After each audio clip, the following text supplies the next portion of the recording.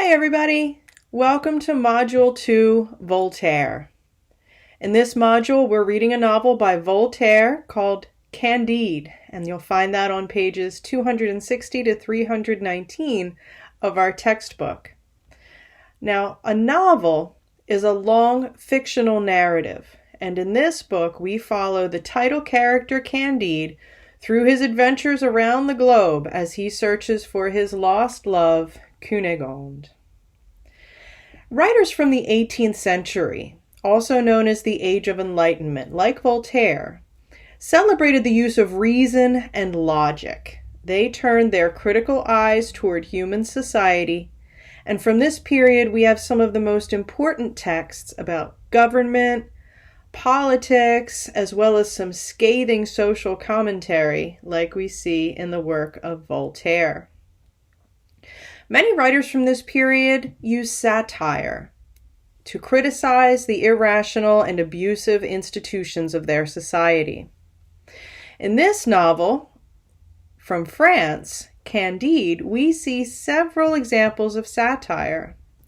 In chapter 5, for example, there is the Inquisition, who reacts to the horrors of that recent earthquake in Lisbon, Portugal, by performing what's called an auto da fe, which is a ceremony of testing one's faith in the church, and it usually ends up condemning non-believers to death.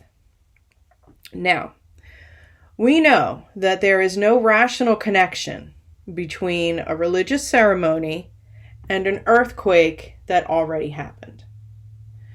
Now, Voltaire is using this scene in this novel to highlight this irrationality and show how there really isn't a logical connection between the two, so why do people make these connections? This scene also serves to question the authority of the church. The church was very often a target of criticism from Voltaire and from many other writers in France during this time. There are other targets of his satire too.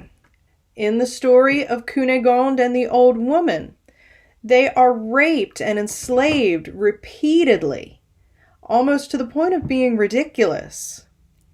Now, although this can be humorous because, for example, the old woman's buttocks is literally eaten by her enslavers, this section also leads us to consider how much abuse women are forced to put up with, and ways that they still might be enslaved or exploited.